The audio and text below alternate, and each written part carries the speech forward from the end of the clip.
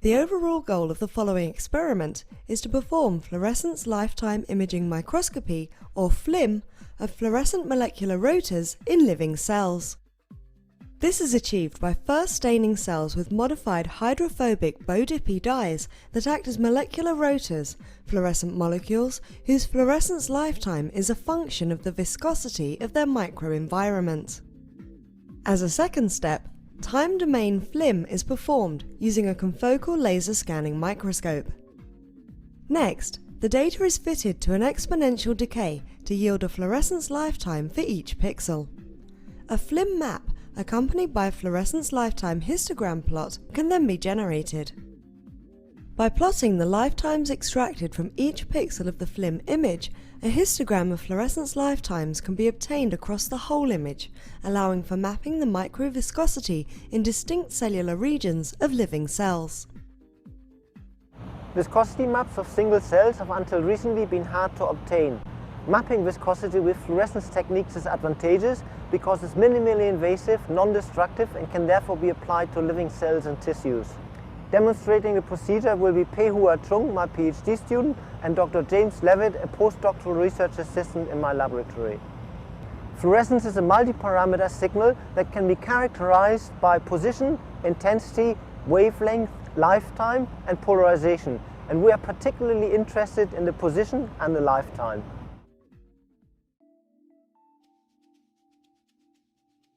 Prior to the start of this procedure, grow HeLa cells in a multi-well plate or dish which can be heated to 37 degrees Celsius and can be supplied with 5% carbon dioxide on a microscope stage until the cells are approximately 80% confluent. Next, use an accurate balance to weigh out enough Bo-Dippy C12 dye for a 10 ml dye stock solution at a concentration of approximately 1 mg per milliliter. Dissolve the dye in methanol with a pipette.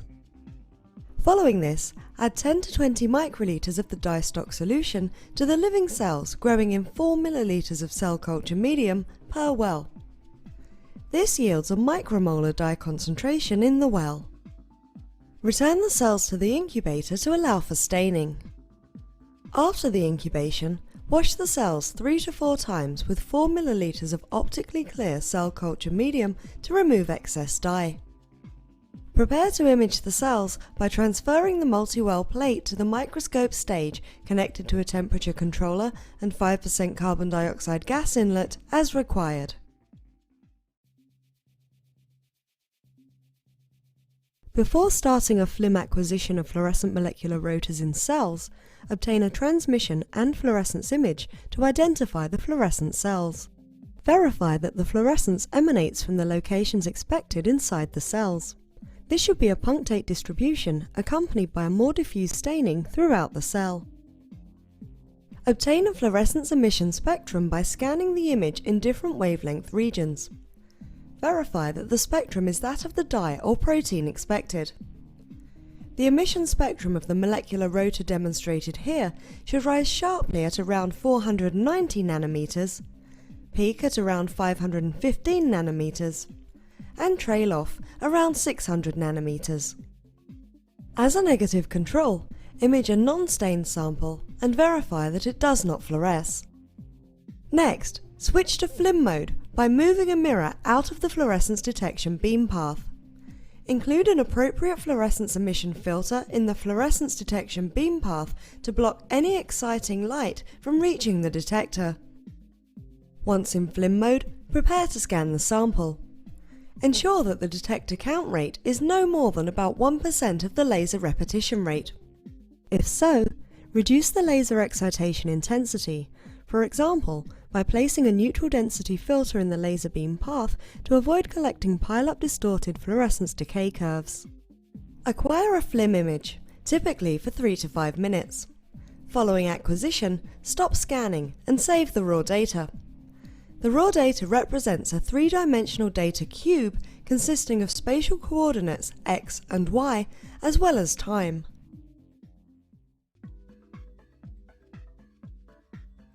Open the raw data in the Fluorescence Decay Analysis software package. Shown here is a SPC image by Becker and Hickel.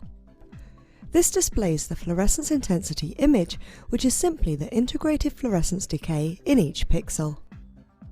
Select a typical pixel by placing the cursor on it.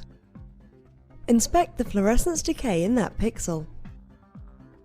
If the peak count is below 100, use spatial binning of pixels by adding the counts of adjacent pixels into the central pixel to obtain a higher peak count.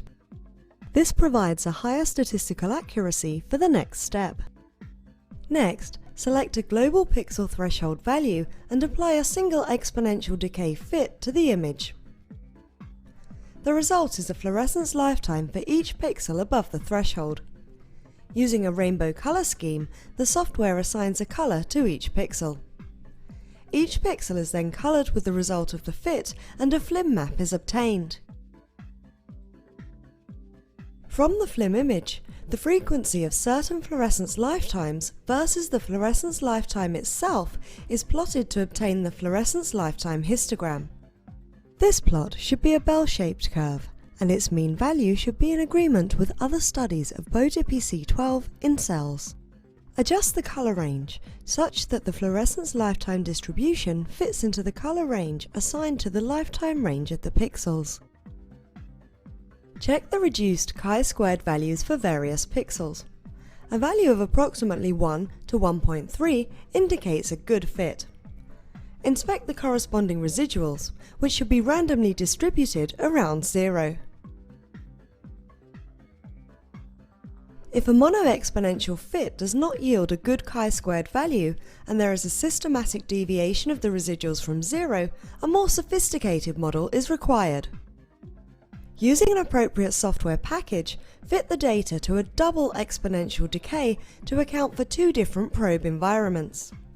The fit will also yield the pre-exponential factors or amplitudes, which give an indication of the relative amount of dye in one environment versus another. The results for the fluorescence lifetimes and pre-exponential factors can then be encoded in color as before.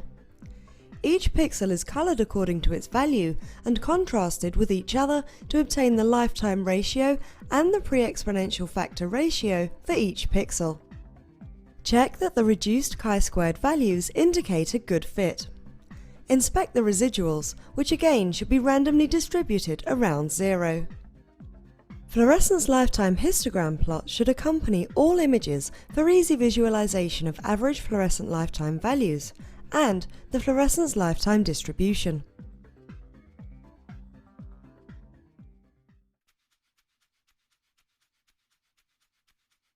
Fluorescence decays, measured for the molecular rotor at increasing viscosity in methanol glycerol mixtures, are shown.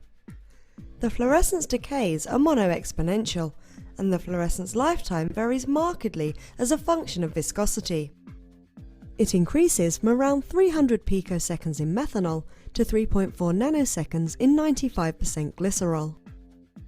A logarithmic calibration plot of log fluorescence lifetime versus log viscosity for BODPC12 yields a straight line in accordance with the Forster-Hoffmann equation. Fluorescence intensity of HeLa cells incubated with the molecular rotor clearly shows the intracellular uptake of the molecular rotor with punctate dye distribution, probably in the lipid droplets. A FLIM image of the HeLa cells incubated with BODPC12 is shown. The bright punctate regions exhibit a shorter lifetime than the cytoplasmic regions, which correspond to a lower viscosity by the Forster-Hoffmann equation. The fluorescence decays in every pixel of the image can be adequately fitted using a single exponential decay model. By plotting the lifetimes extracted from every pixel, a histogram of fluorescence lifetimes can be obtained across the whole image. After watching this video, you should have a good understanding of how to map viscosity in living cells using fluorescent molecular rotors.